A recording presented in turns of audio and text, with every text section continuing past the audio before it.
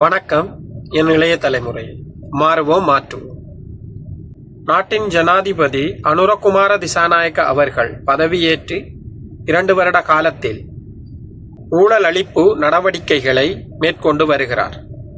இதில் நாட்டில் இடம்பெற்ற மிகப்பெரிய ஊழல்களை மட்டும் ஒரு தொடராக பார்த்து கொண்டிருக்கிறோம். இன்று நாம் பார்ப்பது எரிசக்தி மற்றும் காப்புறுதித்துறை முறைகேடுகளும் அதற்கு ஒரு சட்ட ரீதியான ஆய்வு. அரசாங்க கூட்டுத்தாபனங்களும் பொதுத்துறை நிறுவனங்களும் ஒரு நாட்டின் பொருளாதாரத்தின் முதுகெலும்புகள் ஆகும். ஆனால் இலங்கையின் தசாப்தகால பொருளாதார வீழ்ச்சிக்கு பின்னால் இந்த நிறுவனங்களை தங்களின் சொந்த கம்பெனிகள் போல நடத்தி பொதுப்பணத்தை முறைகேடு செய்த சில உயர் அதிகாரிகளின், அரசியல் செல்வாக்கு மிக்கவர்களின் வெள்ளை ஆடை நடவடிக்கைகள் மிக முக்கிய காரணியாக இருந்துள்ளன. 2024 செப்டம்பரில் ஜனாதிபதி அனுரகுமார திசாநாயக்க தலைமையிலான புதிய அரசு பதவியேற்ற பிறகு லஞ்ச ஊழல் ஒழிப்பு ஆணைக்குழு, அரசாங்க கணக்குகள் பற்றிய பாராளுமன்ற குழு மற்றும் குற்றப்புலனாய்வு திணைக்களம் ஆகியவற்றின் மூலம் மேற்கொள்ளப்பட்ட தணிக்கைகள் மற்றும் சட்ட ரீதியான அதிரடி நடவடிக்கைகள் நாட்டின் 2 முக்கிய துறைகளான எரிசக்தி, பெட்ரோலிய கூட்டுத்தாபனம் மற்றும் நிதி காப்புறுதி துறைகளில் நடந்த அதிர்ச்சியூட்டும் நிதி முறைகேடுகளை ஆதாரங்களுடன் வெளிக்கொண்டு வந்துள்ளன. இலங்கையின் வரலாற்றில் பொதுத்துறை மற்றும் நிதி நிறுவனங்களின் நிர்வாக அதிகாரத்தை பயன்படுத்தி சட்டத்தின் ஓட்டைகள் வழியாக எவ்வாறெல்லாம் பில்லியன் கணக்கான மக்கள் பணம் முறைகேடு செய்யப்பட்டுள்ளது என்பதை உத்தியோகபூர்வ தணிக்கை அறிக்கைகள் மற்றும் நீதிமன்ற பதிவுகளின் அடிப்படையில் இந்த ஆய்வு விரிவாக விளக்குகிறது. முதலில் பெட்ரோலிய கூட்டுத்தாபனத்தின் டெண்டர் மற்றும் விநியோக முறைகேடுகளை பார்ப்போம். இலங்கையின் மிக முக்கிய பொதுத்துறை நிறுவனமான இலங்கை பெட்ரோலிய கூட்டுத்தாபனத்தில் கடந்த பல வருடங்களாக திட்டமிட்ட முறையில் நிதி இழப்புகளும் நிர்வாக முறைகேடுகளும் அரங்கேறியுள்ளன. லஞ்ச ஊழல் விசாரணை ஆணைக்குழுவின் முறையான புலனாய்வுகளின் அடிப்படையில் 2025ஆம் ஆண்டின் பிற்பகுதியில் டிசம்பர் 25 இலங்கை கிரிக்கெட் அணியின் முன்னாள் கேப்டனும் பெட்ரோலிய வளங்கள் அபிவிருத்தி அமைச்சருமான அர்ஜுன ரணதுங்கவின் சகோதரரும் பெட்ரோலிய கூட்டுத்தாபனத்தின் முன்னாள் தலைவருமான தம்மிக்க ரணதுங்க லஞ்ச ஊழல் ஒழிப்பு ஆணைக்குழுவினால் அதிரடியாக கைது செய்யப்பட்டார். அத்துடன் இந்த வழக்கில் முன்னாள் அமைச்சர் அர்ஜுன ரணதுங்கவும் ஒரு சந்தேக நபராக பெயரிடப்பட்டு சட்ட நடவடிக்கை முடுக்கிவிடப்பட்டுள்ளது. இந்த கைதுக்கு அடிப்படையாக அமைந்த சட்ட ரீதியான குற்றச்சாட்டு 2017 தொடக்கம் 2018 கால பகுதியில் எரிபொருள் கொள்வனவுக்கான நீண்டகால டெண்டர் நடைமுறைகளை எவ்வித நியாயமான காரணிகளும் இன்றி ரத்து செய்துவிட்டு அதற்கு பதிலாக உடனடி கொள்வனவு முறையை பின்பற்றியதாகும். இத்தகைய தன்னிச்சையான டெண்டர் மாற்றங்கள் காரணமாக சந்தை விலையை விட மிக அதிக விலைக்கு எரிபொருள் கொள்வனவு செய்யப்பட்டு அரசாங்கத்திற்கு மற்றும் பொது பணத்திற்கும் சுமார் 800 மில்லியன் ரூபாய் நேரடி நிதி இழப்பு ஏற்படுத்தப்பட்டதாக தணிக்கை விசாரணைகளில் கண்டறியப்பட்டுள்ளது. இதேவேளை அரசாங்க கணக்குகள் பற்றிய நாடாளுமன்ற குழுவின் தணிக்கை விசாரணைகளின்படி பெட்ரோலிய கூட்டுத்தாபனத்தின் சந்தைப்படுத்தல் பிரிவின் உயர் அதிகாரிகளின் முறைகேடான செயற்பாடுகள் அம்பலமாகியுள்ளன.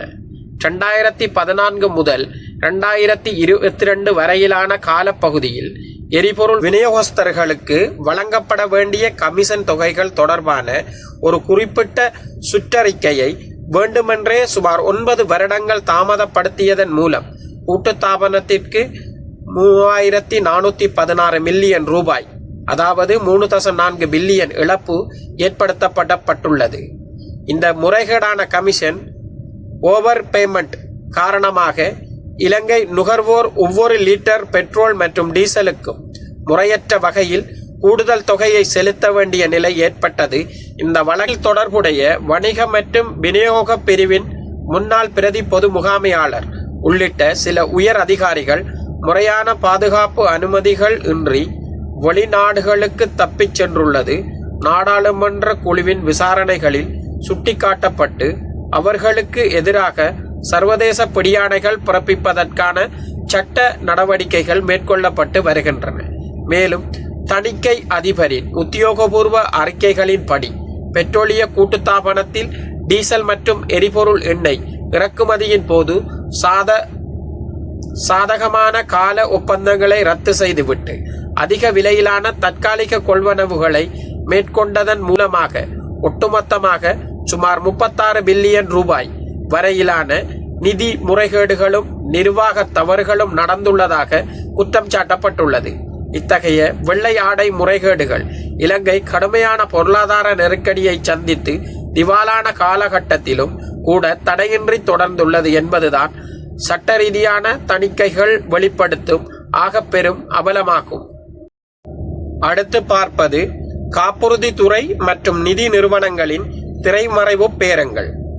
எரிசக்தி துறையைப் போலவே நாட்டின் நிதி மற்றும் காப்புறுதி துறையிலும் சட்டவிரோத பணப்பரிமாற்றங்களும் அரச அதிகாரிகளுக்கு லஞ்சம் வழங்கும் நெட்வொர்க்குகளும் செயல்பட்டு வந்துள்ளமை அண்மைக்கால விசாரணைகளில் தெரிய வந்துள்ளது. 2025ஆம் ஆண்டின் இறுதி பகுதியில் லஞ்ச ஊழல் ஒழிப்பு ஆணைக்குழுவினால் மேற்கொள்ளப்பட்ட நாடு தழுவிய சிறப்பு திடீர் சோதனைகளின் போது இலங்கையின் முன்னணி தனியார் காப்புறுதி நிறுவனமான கொன்டினென்டல் இன்சூரன்ஸ் லங்கா நிறுவனத்தின் உயர்மட்ட பிரதிநிதி தலைவர் ஒருவர் அதிகாரபூர்வமாக கைது செய்யப்பட்டார். அரசாங்கத்தின் பெரும் காப்புறுதி திட்டங்கள், பெரு நிறுவன ஒப்பந்தங்கள் மற்றும் நிதி முதலீடுகளை தங்களுக்கு சாதகமாக பெற்றுக்கொள்வதற்காக அரசாங்கத்தின் உயர் அதிகாரிகளுக்கு, காப்புறுதி துறை ஒழுங்குமுறை அதிகாரிகளுக்கும் பல மில்லியன் கணக்கில் சட்டவிரோத லஞ்சம் மற்றும் சலுகைகளை வழங்கிய குற்றச்சாட்டின் கீழேயே இந்த உயர்மட்ட கைது நடவடிக்கைகள் CIAPOC அமைப்பினால் முன்னெடுக்கப்பட்டது. நிதி நிறுவனங்கள் தங்களின் கார்ப்பரேட் அதிகாரத்தை பயன்படுத்தி நேர்மையற்ற வணிக போட்டிகளை உருவாக்குவதற்காக அரச இயந்திரங்களை எப்படி விலைக்கு வாங்குகின்றன என்பதற்கான வலுவான சான்றாக இந்த வழக்கு நீதிமன்றத்தில் சமர்ப்பிக்கப்பட்டுள்ளது. இலங்கையின் 2024ஆம் ஆண்டின் புதிய ஊழல் எதிர்ப்பு சட்டம் மற்றும் சொத்து குவிப்பு வழக்கு சட்டங்களின் படி லஞ்சம் வாங்கும் அரச அதிகாரிகள் மட்டுமின்றி அவர்களுக்கு பொதுப்பணத்தை சூறையாட தூண்டுகோலாக இருந்த லஞ்சம் வழங்கும் தனியார் கார்ப்பரேட்டர் நிறுவனங்களின் நிர்வாகிகளும் சமனான குற்றவாளிகளாக கருதப்பட்டு தண்டிக்கப்படுபவர்களாவர். இதன் அடிப்படையிலேயே காப்புறுதி துறையின் இந்த வெள்ளை ஆடை புள்ளிகளுக்கு எதிரான குற்றப்பத்திரிகைகள் தாக்கல் செய்யப்பட்டு அவர்களின் உள்நாட்டு மற்றும் வெளிநாட்டு வங்கி கணக்குகள் மற்றும் சொத்துக்களை முடக்குவதற்கான விசாரணைகள் குற்றப்புலனாய்வு திணைக்களத்தின் நிதியில் குற்றப்புலனாய்வு பிரிவினால் தற்போது தீவிரமாக முன்னெடுக்கப்பட்டு வருகின்றது.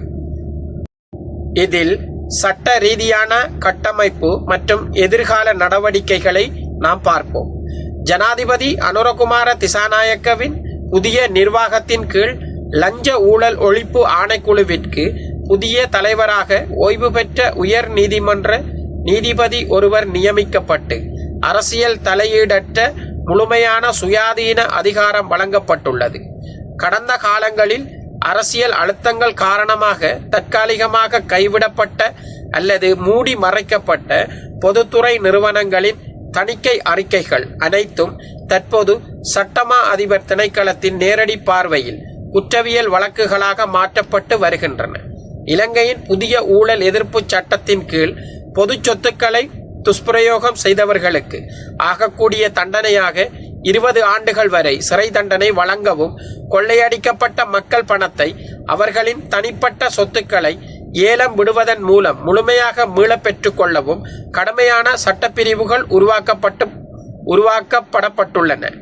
பெட்ரோலிய கூட்டுத்தாபனம் மற்றும் காப்புறுதி துறைகளில் நடந்த இந்த கைதுகளும் விசாரணைகளும் இலங்கையின் அரச நிர்வாக கட்டமைப்பில் புரையோடி போயிருந்த வெள்ளை ஆடை ஊழல் கலாச்சாரத்திற்கு முற்றுப்புள்ளி வைப்பதற்கான ஒரு மிக முக்கிய ஆரம்பமாகவே சட்ட வல்லுநர்களால் பார்க்கப்படுகிறது. அடுத்த பாகத்தில் நாம் பார்க்கவிருப்பது ஏழை எளிய மக்கள் அன்றாடம் பயன்படுத்தும் அத்தியாவசிய பொருட்களின் விநியோக அமைப்பான லங்கா சதோச நிறுவனத்தின் மக்களின் உணவில் கை வைத்து பில்லியன் கணக்கான நிதி முறைகேடுகளை செய்த கூட்டுத்தாபனங்களின் முன்னாள் உயர் அதிகாரிகள் மற்றும் அவர்களுக்கு பின்னணியில் இருந்து அரசியல் புள்ளிகள் யார் யார், அவர்கள் மீதான குற்றச்சாட்டுகளின் பின்னணி என்ன, தொடர்ந்தும் ஆராய்வோம். நீதிக்கான இதுபோன்ற திரைமறைவில் நடக்கும் செய்திகளை தெரிந்து கொள்வதற்கு எனது சேனலை சப்ஸ்கிரைப் செய்து கொள்ளுங்கள். இந்த காணொளிகளை லைக் செய்து ஷேர் செய்து நீதிக்கான குரலாய் சேர்ந்தொழிப்பதற்கு உதவுங்கள். நன்றி, வணக்கம்.